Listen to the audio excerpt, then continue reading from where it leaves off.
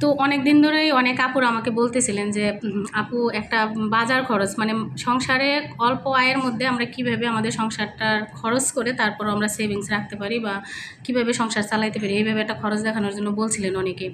But আমি কিন্তু পারি নাই সময়ের জন্য। তো আমি একটা অ্যাভারেজ খরচ যে আমরা বর্তমান সময়ে মোটামুটি কত টাকা ইনকাম করি, একদম আমরা গরিব যারা নিম্ন গরিব বা মধ্যবিত্ত, মানে এখানে একটা আয় ধরছি আমি 30,000 টাকা। তো এই 30,000 টাকার মধ্যে আমি কিভাবে সংসার চালাবো এবং এখান থেকেও আমি মোটা অঙ্কের একটা টাকা আমরা জমাতে পারবো। মানে 30,000 টাকা যদি একজনই ইনকাম করি আমাদের সংসারে বা দুইজনেই করি, সেখান থেকে আমাদের অনেকেরই ইচ্ছা থাকে, স্বপ্ন থাকে যে আমরা অন্তত 10-15 বছর পর হোক বা 20 বছর পরেই হোক, ছোট ছোট বাচ্চারা যখন বড় হবে তাদেরকে নিয়ে আমরা যেন তাদের পড়াশোনা কিংবা একটা স্বপ্ন পূরণ করতে পারি। সেই ছোট্ট স্বপ্নটা আমরা কীভাবে পূরণ করবো, এখানে কিন্তু আমি খরচটা এখন দেখাবো যে আয় বুঝে ব্যয় করলে আমরা একদম হালাল পথে যদি চলি, অল্প ইনকাম হয়, তারপর থেকেও আমরা জমাতে পারি বা আমাদের স্বপ্ন পূরণ করতে পারি। এটাই কিন্তু দেখাবো। এটা কিন্তু আমার কারো মানে ব্যক্তিগত কোনো খরচ দেখায়নি, একটা অ্যাভারেজ খরচ আমি দেখাইছি। সেটা হচ্ছে এখানে যদি 30,000 টাকা আয় থাকে আমাদের কিন্তু মানে অ্যাভারেজ একটা 30,000 টাকা আয়ের আমি এখানে টোটাল সংসার খরচ দেখাবো। কিভাবে একটু বলি। মাসিক খরচ এখানে রাখছি, আয় এখানে ব্যয় বা খরচ এখানে জমা। আপনারা ঠিক এইভাবে আপুদেরকে বলছি, আপু যারা আপনারা সংসার মেনটেন করেন ঠিক এইভাবেই কিন্তু খাতায় প্রতি মাসে খাতা মেনটেন করবেন। এইভাবে একটা দাগ দিবেন, দাগ দেওয়ার পর লিখবেন যে বাসা ভাড়া কত। এখন আপনি কল্পনা করেন যে আমার হাজব্যান্ডের বা আমার যদি ইনকাম থাকে মাত্র 30,000 টাকা, তাহলে অবশ্যই আমাকে বাসাটা এমনভাবে খরচ করতে হবে যে আমি এখানে কত টাকা বাসা ভাড়া থাকলে আমার পোষাবে বা আমার বাকি সংসার খরচ চলবে। তো আমার আয়ের মধ্যে আমার কিন্তু সমস্ত ব্যয় রাখতে হবে বা আমার স্বপ্ন ওইভাবেই রাখতে হবে। তো বাসা খরচ আমি 8,000 টাকা রাখবো, এর বেশি আমি বাসা খরচ দিতে পারবো না, কারণ হচ্ছে আমাকে ওইভাবে একটা বাসা মেনটেন করতে হবে। ঠিক আছে? তো আয়ের মধ্যে সমস্ত কিছু আমাকে রাখতে হবে। বাসা ভাড়া কত? 8,000 টাকা। আমি সব এই 30,000 টাকার মধ্যে দেখাবো এবং তার পাশাপাশি আপনারা কিভাবে 20 লাখ টাকার মালিক হবেন সেটাও কিন্তু আমি এখানে দেখাই দেবো, যদি এই খরচের মধ্যে এইভাবে চলতে পারে কেউ। এখন এটা কিন্তু এই যে ব্যয় বা খরচ, এই খরচের তালিকা আমি কী কী আনছি। বাসা ভাড়া রাখছি প্রথম, এটা তো আমরা খাই না খাই দিতেই হবে যদি ভাড়া বাসায় থাকি। আর সেই সাথে হয়েছে এখানে ডিপিএস খরচ। ঠিক আছে? ডিপিএস 6,000। কেন 6,000 বলছি? আপনারা মিলেনিয়াম যে অ্যাকাউন্টগুলো থাকে, যেমন ধরুন অল্প আমরা রাখবো কিন্তু দীর্ঘমেয়াদী এটা লাভ বেশি। যেমন ধরেন আমি একটা এক্সাম্পল দিই, আমি একটা ব্যাংকে আমার যখন প্রথম মেয়ে হয় তখন কিন্তু 2,000 টাকা করে আমরা 15 বছর মেয়াদি রাখছি। এটা হচ্ছে 15 বছর মেয়াদি 2,000 টাকা করে আমরা পাবো হচ্ছে 10 লাখ টাকা। তো এরকম করে আপনারা ডিপিএস করবেন। এখন ওইগুলোই 3,000 টাকা হয়ে গেছে। তো যদি আপনার 2টা বেবি থাকে, আপনি স্বপ্ন মানে মনে মনে স্বপ্ন দেখবেন যে এই বাচ্চা 2টা যখন জন্ম নেয় তখনই যদি অ্যাকাউন্ট কেউ করে ফেলেন, তাহলে কিন্তু 15 বছর হতে কিন্তু বেশি সময় লাগে না। কারণ হচ্ছে বাচ্চারা এসএসসি দেওয়ার আগেই আপনার ডিপিএস মানে এখানে কিন্তু ম্যাচিউর হয়ে যাবে। তো এই জন্য আমি বলছি যে 6,000 টাকা আপনি এই খরচের মধ্যে নিয়ে আসবেন, এটা নট সঞ্চয়। মানে এটা কখনোই আপনি সঞ্চয় বা জমার মধ্যে আনবেন না, এটা খরচ। কারণ আমি যতদিন 15 বছর না হবে, যতদিন আমি আমার টাকাটা আমি কমপ্লিট করে হাতে না পাবো, ততদিন কিন্তু এটা খরচের মধ্যেই থাকবে। অতএব আপনাকে মানসিকতা রাখতে হবে যে এই ডিপিএস খরচ। তাহলে 8,000 বাসা ভাড়া, 6,000 টাকা দিলাম আমি ডিপিএস। এরপর এই যে এখানে এইচ লিখছি মানে হাজব্যান্ড হাত খরচ। আসলে আপনারা মাইন্ড করবেন না, আমি বাংলা ইংরেজি লিখলাম তো লেখার মধ্যে, তো ভুল হলে মাফ করবেন, এটা বুঝে নেবেন। হাজব্যান্ডের হাত খরচ। এখন আপনার হাজব্যান্ড যখন চাকরি করবে, সে যেহেতু একা ইনকাম করবে, অবশ্যই তার অফিসের আশেপাশে আপনাকে বাসা নিতে হবে, তার কিন্তু যাতায়াত ভাড়া লাগবে না, এভাবে আপনাকে বাসাটা নিতে হবে। ঠিক আছে? আর হাত খরচ তার ছেলে মানুষ অনেক ছোটো ছোটো খরচ থাকে, বাচ্চাদের জন্য কিছু নিয়ে আসে বা তার কিছু নাস্তা খেতে মন চেতে পারে। আর অবশ্যই আপনি চেষ্টা করবেন যে বাসা থেকে যেন রান্না করা খাবারটা তাদেরকে দেয়, এভাবে আমাদের চিন্তা করতে হবে। তারপর হচ্ছে এখানে ইএক্স মানে এক্সট্রা খরচ, আমি এখানে লিখছি এভাবে সংক্ষেপে এক্সট্রা। এই এক্সট্রা খরচটা কেন সেটা আমি ভিডিওর শেষে বলবো। এই এক্সট্রা খরচটা কেন এটা ভিডিওর শেষে বলবো। তবে এই খরচটা আপনি এখানে মাসের শুরুতে বেতন পাওয়ার পরে কিন্তু এটা আলাদা করে রাখবেন। প্রতিটা জিনিস এইভাবে 8,000, 6,000, 2,000, 2,000, এইটা এক একটা টাকাটা আপনারা যখনই বেতন পায় তখন আলাদা আলাদা করে একদম লিখে, তারপর হচ্ছে এইভাবে লিখে আপনারা পিন মেরে রাখবেন। এরপর হচ্ছে বাচ্চার পড়া। এখন যদি আপনার 2জন বাচ্চা থাকে, তাহলে আপনার একদম একদম স্বল্প যে জায়গা খরচ হয় 1000 টাকা বেতন হলেও বা 800 টাকা বেতন হলেও 2জন বাচ্চার পিছনে 2000 টাকা ছাড়া আপনি বেতন দিতে মানে বেতন দেওয়াই লাগবে, সেই জন্য 2000 টাকা পড়ার খরচ রাখছি। আর যদি একজন বাচ্চা হয় তাহলে আপনি 1000 টাকা বেতন দিয়ে আর 1000 টাকা একটা প্রাইভেট দিতে পারবেন এভাবে।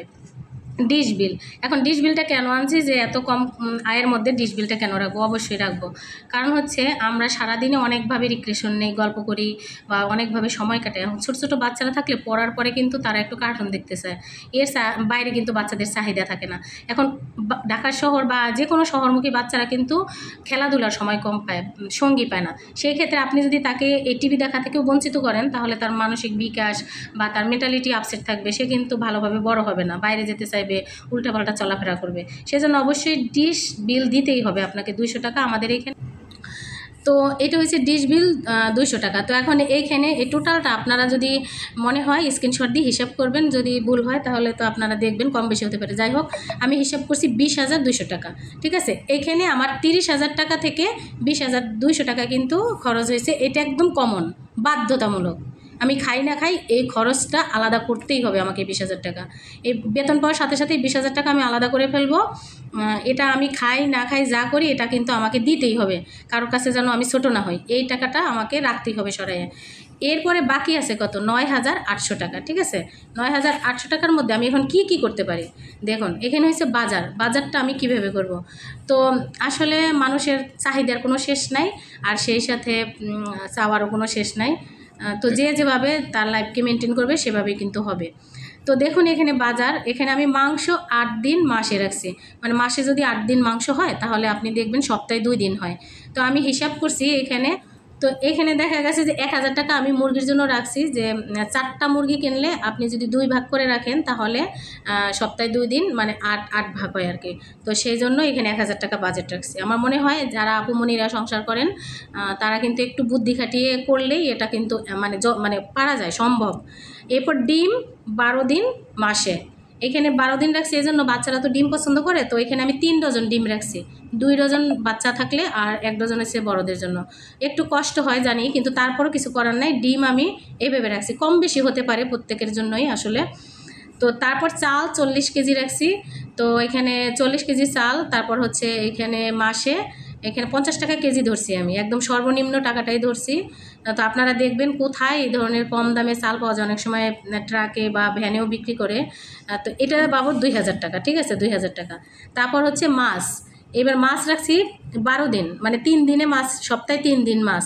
এখানে রাখছি 800 টাকা। আপনি 800 থেকে 1000 টাকার মধ্যে মাছ একবারে কিনবেন, কিনে তারপর হচ্ছে এটাকে ছোটো ছোটো পোটলা করে আপনি এভাবে হিসাব করবেন যে আমি মাছ কয়দিন খাবো, মাংস কয়দিন খাবো, আর হচ্ছে ডিম কয়দিন খাবো এবং অন্যান্য বা সবজি টবজি দিয়ে আমি টোটাল একটা 1 সপ্তাহের হিসাব করবেন, সেটা পুরো মাস চলতে থাকবে। এভাবে দেখুন, এভাবে আনুমানিক 4,280 টাকা আপনার এই বাজার বাবদ খরচ হয়। 9,800 টাকা থেকে 4,280 টাকা।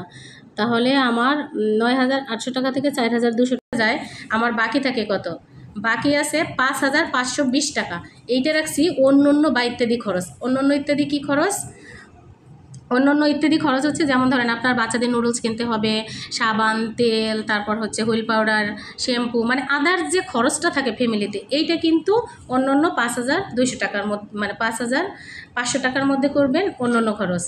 তো এখন দেখুন এইটা কিন্তু কম বেশি হতে পারে। এখন আপনারা বলবেন যে আপু এই খরচের মধ্যে সবই দেখালেন, তাহলে হঠাৎ করে যদি কেউ অসুস্থ হয় কিংবা একটা কাপড় চোপড় কিনতে হয় কিংবা মেহমান আসে তখন কি করবেন? আবার অনেকের হয়তো বা বাড়িতে বৃদ্ধ বাবা মা আছে, তাদেরও কিছু দিতে হয়, তাহলে কীভাবে করবেন? হ্যাঁ, ওটাও দিতে পারবেন। এখন দেখেন এই খরচের মধ্যে আপনি যে প্রতি মাসে অসুস্থ হবেন এমন কিন্তু কথা না। হ্যাঁ, আবার প্রতি মাসে যে আপনার মেহমান আসবে তাও কিন্তু কথা না, ঠিক আছে। যেমন প্রতি মাসে যেমন অসুস্থতাও মানে আসবে না, আল্লাহ না করুক, এটা কামনা করি না, তেমনি প্রতি মাসে মেহমানও আসে না, তেমনি প্রতি মাসে কিন্তু এমার্জেন্সি খরচও আসে না। তো এই টাকার পরে আপনার যদি কোনো মেহমান আসে বা এমার্জেন্সি খরচ হয় কিংবা মেহমান আসে, সেই ক্ষেত্রে এই যে আমি কিন্তু একটা এমার্জেন্সি বা এক্সট্রা খরচ রেখে দিয়েছি, এই যে 2,000, আপনারা এই টাকা থেকে এইখানে খরচ করবেন। সেটা যদি মেহমান আসে খরচ করবেন, সেটা যদি কেউ আল্লাহ না করুক অসুস্থ হয় খরচ করবেন, যদি মনে চায় কিছু কিনতে খরচ করবেন। আর যদি কোনো কারণেই আপনি মনে করেন যে না আমার খরচ হয় না, আমি পারছি এটা দিয়ে করতে, হ্যাঁ, তাহলে এই টাকাটা আপনারা জমার খাতায় 2,000 লিখে রাখবেন। এখন আসুন যে 20 লাখ টাকা কিভাবে আপনি মালিক হবেন। হ্যাঁ, আমি বলছি অবশ্যই পারবেন আপনারা 20 লাখ টাকায় মালিক হতে। 20 লাখ টাকার মালিক কীভাবে, মানে যে আপু এত কিছুর পরে 20 লাখ টাকার মালিক কীভাবে? হ্যাঁ অবশ্যই, এই যে ডিপিএসটা বলছি, আপনি যদি এক মন এক চিত্তে একবারে সুন্দরভাবে কোনো দিকে তাকাতাকি না করে এই ইনকাম যদি আপনার নাও বাড়ে, আর জীবনে যদি ইনকাম নাও বাড়ে, 15 বছর যদি ইনকাম নাও বাড়ে, তাহলে কিন্তু এই টাকাটাই যেখানে 3,000, 3,000, 6,000 টাকা এখন এইবার আমি উঠাই আপনাদের। এটা এতক্ষণ ঢেকে রাখছিলাম, এই যে দেখুন এটা হয়েছে, এই যে আমরা এখানে 6,000 টাকা, মানে এখানে 3,000 ভাগ করে 6,000 টাকা ডিপিএস 15 বছর। 15 বছরে কত আসবে? 20 লাখ টাকা। এটা মিলেনিয়াম একটা অ্যাকাউন্ট। এটা কিন্তু যখনই আমাদের বাচ্চা হয়েছে, তখনই আমরা একজন বাচ্চা হয়েছে তখন কিন্তু এইভাবে আমরাও ডিপিএস করছি। তো আল্লাহর রহমত থাকলে দেখুন সবই সম্ভব। অনেকে ভাবে এত বছর বাঁচবো, আসলে বাঁচবো কিনা জানি না, তবে বাঁচলে কি করব, তাই না? এখন আপনি যদি চান এই 20 লাখ টাকা, আপনার বাচ্চার বয়স যখন 15 হবে, কল্পনা করেন তখন সে মানে এসএসসি পাস অনেকেই করবে না। তো 15 বছর আগে যদি আপনার 20 লাখ টাকা আসে, আপনার বাচ্চা যখন মেট্রিক পাসই করলো না, তখন এই টাকাটা আপনি ব্যাংকে রেখে ওদের পড়াশোনার জন্য, স্বপ্ন পূরণের জন্য কিন্তু কাজে লাগাইতে পারবেন। অথবা যদি আল্লাহ না করুক ওদের পিছনে না লাগলো, তাহলে কিন্তু আপনি আপনার যে অনেক স্বপ্ন থাকে যে একটা ভালো বাড়ি করব বা একটা ব্যবসা করব, সেটা দিয়ে কিন্তু আপনি এই স্বপ্নটা পূরণ করতে পারেন। তো এই জন্য আমি বলছি যে 30,000 টাকা আয় করেও, সংসার খরচ করেও, তারপর কিন্তু 20 লাখ টাকার মালিক হওয়া সম্ভব, যদি কেউ সৎ পথে, হালালভাবে এবং একদম সঠিক পথে সুন্দরভাবে চলে, হাজব্যান্ড ওয়াইফ বন্ডিং ঠিক রেখে চলতে পারে। তো এখন আল্লাহ দিলে মাশাআল্লাহ, আমার খরচের কথা বলি, আমি কিন্তু এটা আমার খরচ দেখাইনি, আমাদের সংসার খরচ সেটা দেখালাম না, এটা অ্যাভারেজে খরচ করলাম। তো আয় বুঝে ব্যয় প্রত্যেকেরই। তো আমরা শুধু এইটা বললাম যে আমরা বাচ্চা যখন হয়েছে তখন কিন্তু আমরা এইভাবে আমরাও অ্যাকাউন্ট করছি, এবং এর পাশাপাশি আরও আছে। তো কেউ হতাশ হবেন না। আমার মনে হয় অনেকেই বলে, আমার অনেক ছোট ছোট আপুরা যারা আছে, আমার কলিগরাও বলে যে আপু নতুন সংসার করছি বা করব, কিভাবে করব, এই টাকা বেতন দিয়ে কিভাবে চলে। আমার মনে হয় যার যত আয় তাকে ওইভাবে স্বপ্ন দেখতে হয়, ঠিক আছে, ওইভাবে স্বপ্ন পূরণ করতে হয়। এটা শুধু ধৈর্য আর অবশ্যই আল্লাহর প্রতি ভরসা রাখতে হবে, তাহলেই সম্ভব। তো আমার মনে হয় যারা ভিডিওটা দেখছেন আপু বা ভাইয়েরা, যদি কারো কাজে লাগে, এই হিসাবটা যদি কারো কাজে লাগে বা এইভাবে যদি কারো মানে কেউ মেনটেন করেন, আমার বিশ্বাস আপনারাও পারবেন সংসার চালাতে। আর এটা একবারেই যারা নতুন সংসার তাদের জন্য, আমি কিন্তু পুরানদের জন্য বলিনি, কারণ অনেক এক্সপার্ট আছে আমার চেয়েও, অনেক আপুমনিরা সুন্দর করে চালায়। এটা আমি আমার আইডিয়া থেকে বললাম, যদি ভুল হয় অবশ্যই মাফ করবেন, ক্ষমা করবেন। আর যারা আমার ভিডিও পছন্দ করেন অবশ্যই প্লিজ একটা লাইক দিবেন, কমেন্টস করবেন। আর যদি প্রয়োজন মনে করেন ভাইয়েরা, আপনার আপুদেরকে শেয়ার করে দিন ভিডিওটা, বা আপুরা ভাইদেরকে শেয়ার করে দিন। আশা করছি আমার এই ভিডিও করাটা সার্থক হবে। তো ভালো থাকবেন, সুস্থ থাকবেন, প্রত্যেকেই যেন সুন্দর করে সংসার চালাতে পারেন, এই দোয়া রইল। আর যদি কারো উপকার হয় কমেন্টস করে জানাবেন। তো আজকে রাখি, আল্লাহ হাফেজ।